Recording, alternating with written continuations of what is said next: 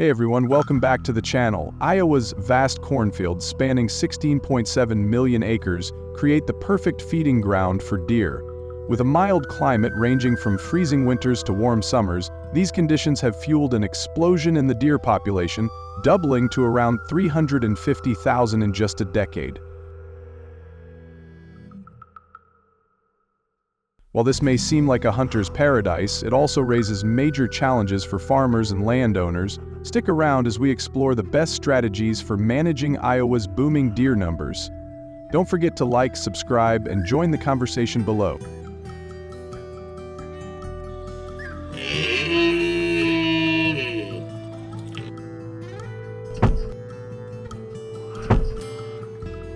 When European settlers first introduced deer to North America in the 16th century, they likely never imagined how rapidly these animals would multiply and dominate new landscapes. Fast forward to today, and deer populations in states like Iowa have skyrocketed. Thriving in environments with plentiful food and few natural predators. While these animals are a cherished part of the ecosystem, their unchecked growth has led to a new classification, invasive species. Their impact is felt far and wide, from agricultural destruction to ecological imbalance.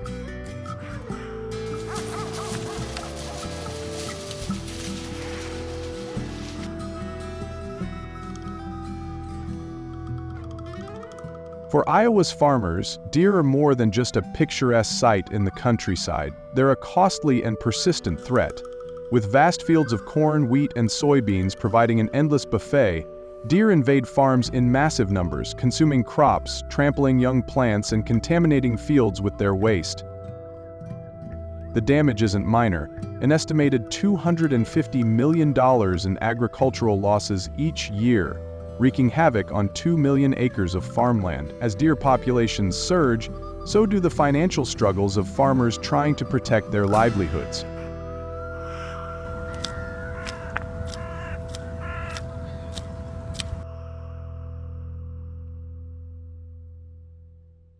With 20,000 square miles of forests and parkland, covering 36% of Iowa's land, the state offers an ideal sanctuary for its booming deer population. These dense woodlands provide everything a growing herd needs: shelter from predators, ample breeding grounds, and abundant food sources. Rich with thick underbrush, wild grasses, and flowering shrubs, these habitats allow deer to thrive year-round. However, the same landscape that fosters their growth also presents a challenge: limited natural predators to keep their numbers in check.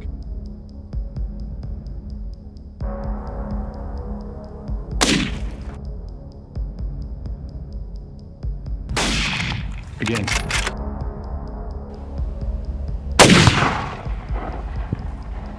For experienced hunters and farmers alike, controlling Iowa's growing deer population requires skill, strategy, and safety precautions.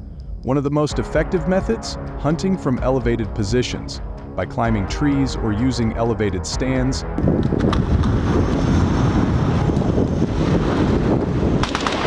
Hunters gain a clearer line of sight, allowing for precise shots while minimizing their visibility to unsuspecting deer. This not only increases hunting success, but also reduces the risk of close encounters with aggressive or startled deer, which can react unpredictably when threatened.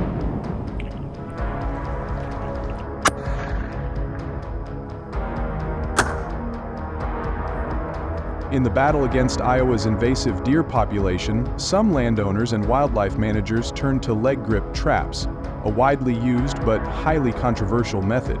These traps are designed to immobilize deer by clamping onto their legs, preventing them from continuing their destructive path through farmlands and forests. However, the effectiveness of this approach comes with serious ethical concerns. Trapped deer often experience severe injuries, broken bones, or even death in their desperate attempts to escape. The prolonged suffering caused by these devices has sparked intense debate among conservationists and hunters alike.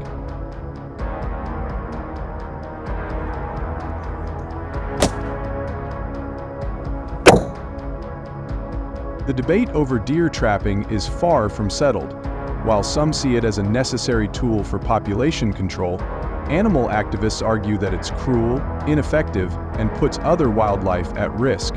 With growing opposition and concerns about unintended harm to pets and non-targeted species, is it time for a more humane approach? Drop your thoughts in the comments.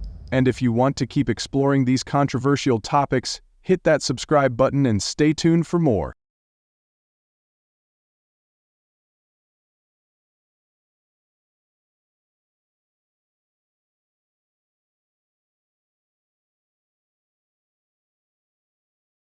Might be surprised to learn that in today's modern world a living fossil still roams free, an ancient reptile that has existed for millions of years. The undisputed king of Komodo Island and its biggest attraction is none other than the mighty Komodo dragon. With a thriving population of over 2,000, these fearsome creatures dominate the landscape, lurking across the island with an astonishing bite force of 600 psi, comparable to that of a crocodile on land. But behind their legendary status lies a darker side. What dangers do Komodo dragons pose to humans, and how has their growing presence impacted local communities? Let's uncover the truth together. And don't forget to hit that subscribe button. We're on a mission to reach 1,000 subscribers, and your support means everything.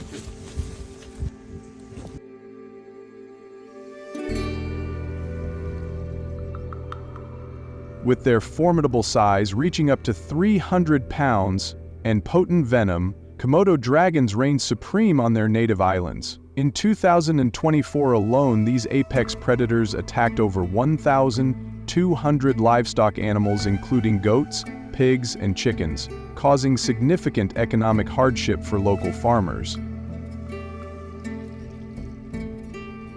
For instance, on Rinca Island, a farmer reported the loss of 15 goats in a single month, resulting in an estimated financial setback of approximately $1,500. Such incidents underscore the escalating human-wildlife conflict in the region.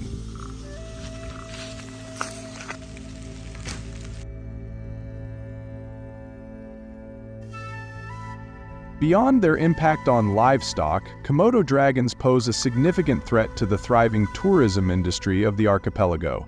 In 2023, Komodo National Park welcomed 1,768,3,4 visitors, a number that increased to 2,21703 in 2024, generating substantial revenue for the local economy. However, the rising number of Komodo dragons venturing beyond controlled areas has led to 15 attacks on foreign tourists in recent years, instilling fear among potential visitors and causing a noticeable decline in tourism.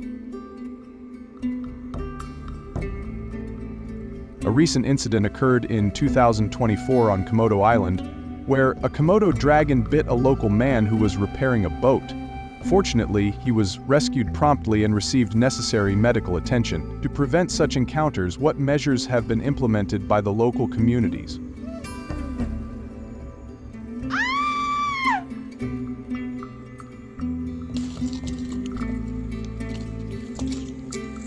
As the Komodo dragon population continues to grow and spread beyond control, local communities have taken immediate action to protect their homes and livelihoods. Permanent steel-reinforced fences standing over 6 feet tall and weighing hundreds of pounds have been installed in key areas to prevent the massive reptiles from wandering into villages and tourist zones. These barriers are designed to withstand the brute strength of a Komodo dragon, which can exert force 3 times stronger than a crocodile. Additionally, locals and tourists are encouraged to carry long wooden sticks to defend themselves if they encounter an aggressive dragon. However, despite these efforts, the dragons are relentless. As their population rises, food sources become scarcer, forcing them to break through barriers and venture further into human settlements in search of prey.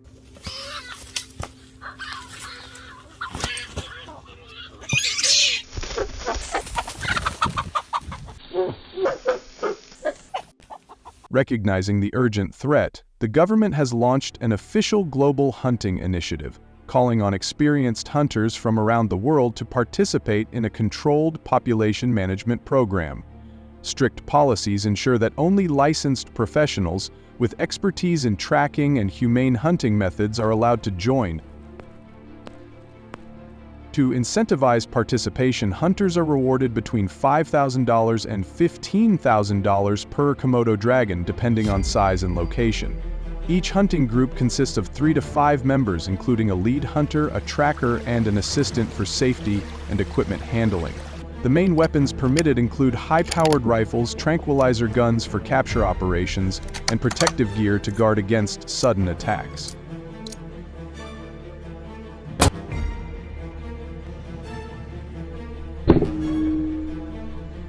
Hunting season typically falls in the drier months, when Komodo dragons are most active due to limited food availability.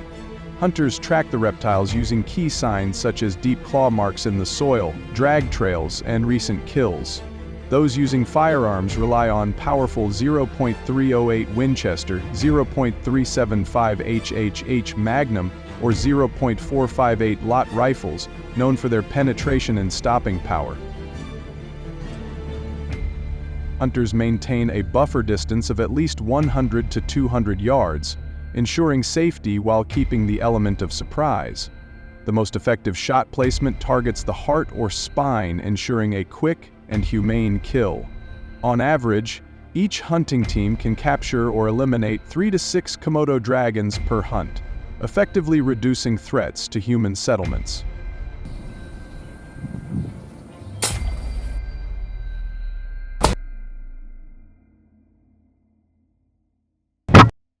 For seasoned hunters, having specific strategies and tools is essential. The top hunter's checklist includes protective leg armor, as Komodo dragons strike low and fast, along with long-range scopes for better visibility in rough terrain. In a recent case on Rinca Island, a team successfully neutralized 4 aggressive Komodo dragons that had breached a fenced-off area, causing $30,000 in livestock losses. Their strategic use of baiting techniques, tracking equipment, and coordinated shooting ensured a swift and safe hunt, preventing further destruction.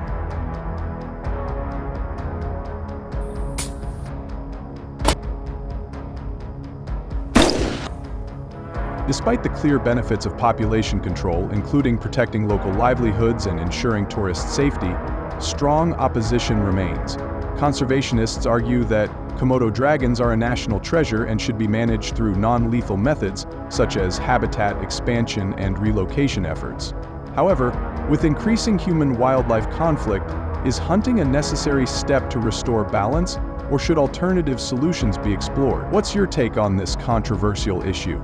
Let us know in the comments. And don't forget to subscribe to the channel. Stay tuned for our next video, where we explore the most extreme Komodo dragon encounters ever caught on camera.